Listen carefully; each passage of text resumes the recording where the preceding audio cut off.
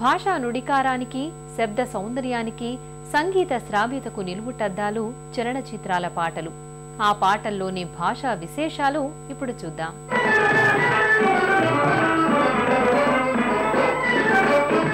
తెలుగు సాహిత్యంలో లలితమైన పదాలతో భావ కవిత్వాన్ని సృష్టించిన కవి కృష్ణశాస్త్రి.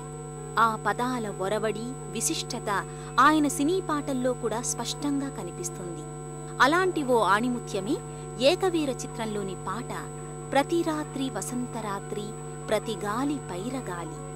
ప్రతి రాత్రి వసంతరాత్రి ప్రతి గాలి పైరగాలి, బ్రతుకంతా ప్రతి నిమిషం పాటలాగా సాగాలి.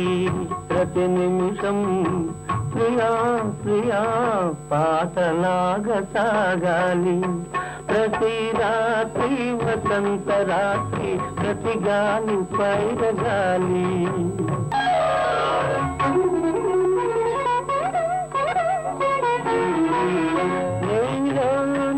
పాట కదలి నాలో నీ అందె బెదలి, లోన మల్లె పొదల పూలెల్లో విరిసి విరిసి, లోన మల్లె పొదల పూలెల్లో విరిసి విరిసి, మన కోసం ప్రతి నిమిషం మధుమాసం కావాలి.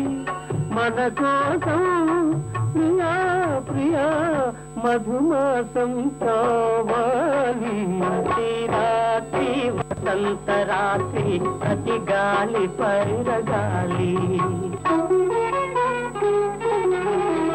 ఒరిగింది చంద్రవంక ఒయ్యారి తారవంక, ఒరిగింది చంద్రవంక ఒయ్యారి తారవంక, విరగాజి తీగ సుంత జరిగింది మావి చెంత, విరగాజి తీగ సుంత జరిగింది మావి చెంత.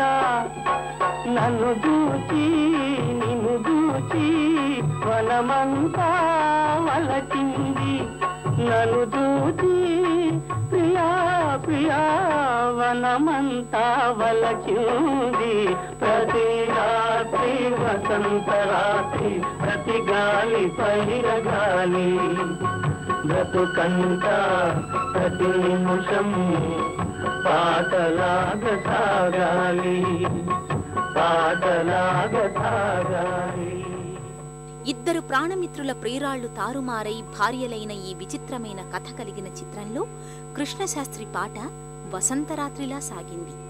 ప్రతి రాత్రి వసంతరాత్రిలా, ప్రతి గాలి పైరగాలిలా తన పాటలోని ప్రతి నిమిషం పాటలాగానే సాగాలనటం కవి భావనా శక్తికి ప్రతీకలుగా నిలిచాయి.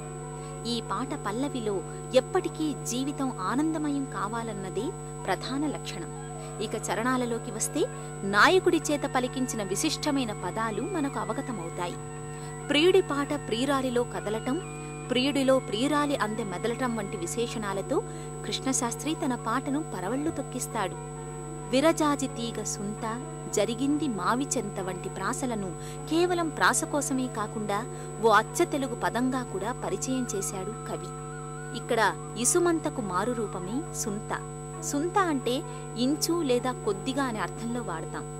ఇంతటి సుకుమారమైన తెలుగు పదాలతో వర్ణించిన కృష్ణశాస్త్రి రాసిన ఈ పాటను ఘంటసాల, బాలసుబ్రహ్మణ్యం పోటీపడి మరీ పాడారు.